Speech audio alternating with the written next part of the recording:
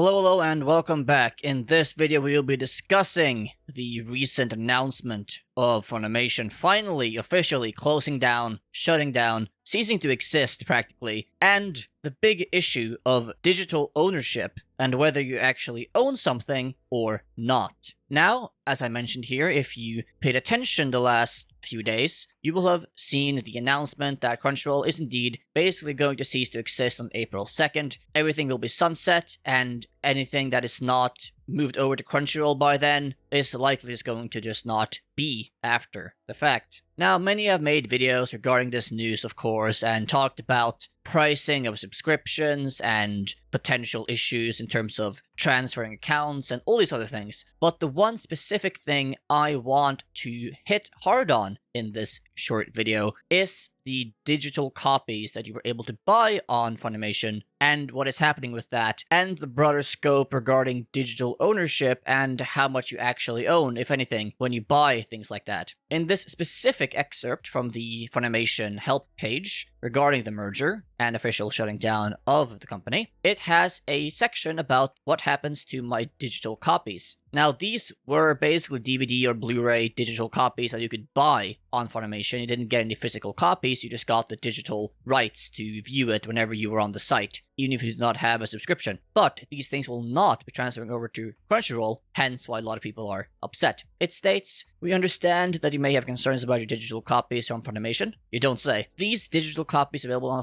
Funimation were a digital access to the content available on the DVDs/Blu-rays purchased. Please note that Crunchyroll does not support digital copies, which means access to previously available digital copies will not be supported." And of course, after this, they just do the general hand-waving corporate shenanigans. "However, we are continuously working to enhance your content offerings, provide exceptional services, yeah. But of course, in the end, this means that no, you will not get the content you paid for, that you worked hard for. This could be, $10 or maybe even thousands, depending on how much you purchased over on Funimation over the years. But now you're told that, hey, since this company is ceasing to exist, you are not going to get these copies anymore on Crunchyroll. It's just going to cease to exist. You have no rights. You had no ownership of these things. You were just given access to the content. You didn't buy rights for the content, right? And herein lies the issue. And this is the same issue that you will find with any digital service, even Steam, for example, right? You don't buy a game, you buy the right to download and play the game on their service, but you don't have any right to it. You haven't purchased a right to play it outside of the specific contract or license you paid for the right to have on that specific platform with that specific company, right? And therein lies the issue.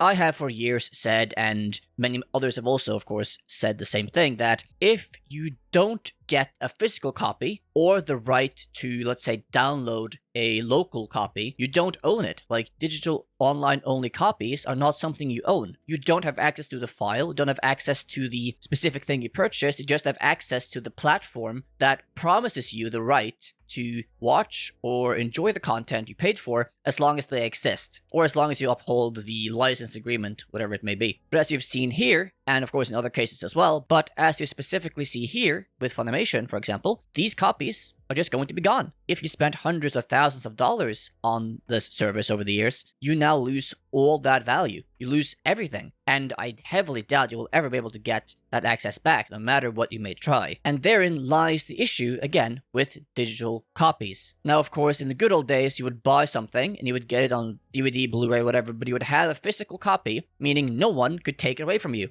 I guess, except if they, robbed you, right? But technically, practically speaking, no one could take it away from you. It was yours, period, right? And of course, the same also applies when you have access to the digital files you purchase. Let's say you buy a program or whatnot, you get the files that you download locally for this program, and then you have it. It's yours. They can't take it away. If you were offered to buy digital products like, let's say, hey, you want to buy Food Wars, all series, Blu-ray, and they would offer you to download that locally, then yeah, sure, it's fine to pay for digital products because it would be in your control. No matter if they cut off the download link down the line, or if they cease to exist, you would always have your local copy that they could not take away. But no one does this, right? If you buy anything, be it on Steam or other digital service providers, you never get the product. You never have control of the product you purchase. You only get a license to use it, or watch it, or play it. And that is the biggest issue here by far. Because you have no control, because you have no ability to do anything if the service decides that either it ceases to exist or they just ban you for whatever reason, like Steam, for example. If you get banned and your account gets banned, you don't have access to your games anymore. No matter if the ban is justified or not, you just lose access to potentially thousands and thousands of dollars. Like in my case, if I got banned on Steam, for example, even if it was a wrongful ban, or even if the ban, let's say, was because of some stupid reason, I would lose,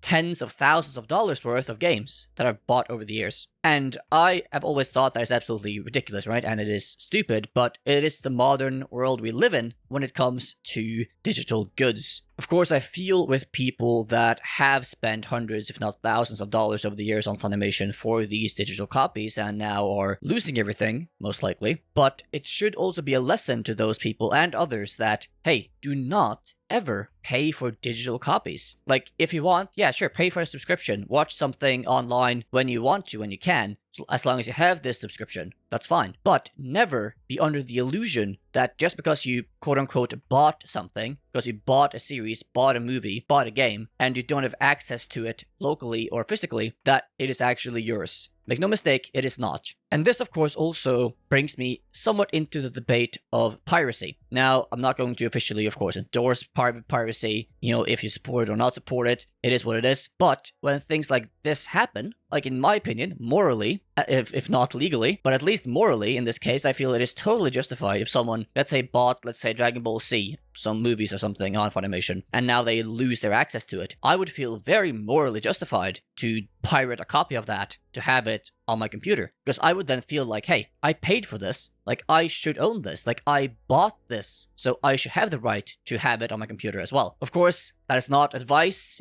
I can't, of course, officially advise anyone to break the law, copyright infringement, whatnot, but I can understand why many would feel justified in doing so, and I couldn't blame them either. And the more we go towards a digital world where companies will, in lesser and lesser degrees, offer you actual ownership or actual control of the things you buy, the more we will see piracy, the more we will see people being like, F it, like if the legal avenues aren't going to allow me to actually have control or ownership of something, I'm just going to pirate it, I'm just going to rip it off somewhere and not pay anything to the creators. Now, of course, there are a myriad of issues and problems with that as well down the line, but that is going to be a more and more prevalent thing, I would say, because of these things we see over and over again, in this case with Funimation and their digital copies. Of course, I hope that Crunchyroll or Sony, whatnot, fix this issue and give people either back their money or give them access to the files, but I heavily doubt that will ever happen. I would also, of course, if you ever buy digital goods anywhere, be sure to read the specific agreement. Like, is it a license? Is it ownership? Like, what are your rights regarding this down the line? Be sure to read that specifically, just to ensure that if you buy something, you know what you sign up for. As a finishing note here, though, I want to have a short snippet to talk about Crunchyroll. I don't specifically blame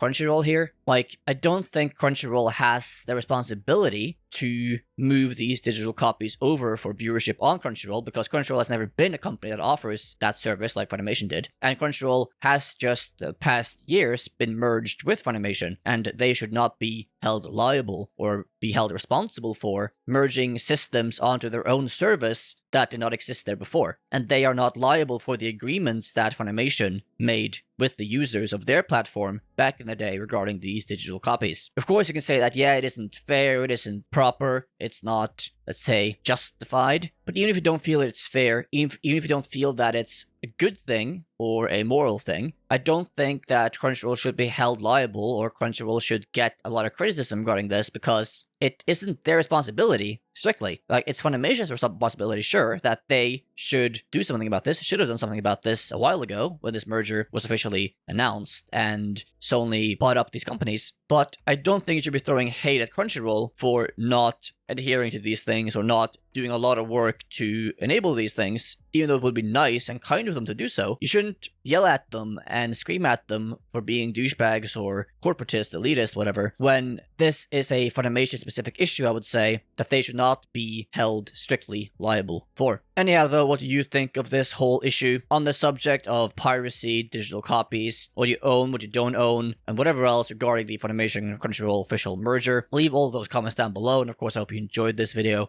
and I hope I will see you here soon. This is not my usual content, by the way. I usually produce anime reviews, reactions, analysis, but I also cover news time to time. Anyhow, though, hope you enjoyed, and I will see you next time. So have a good day, watch more anime, and bye-bye.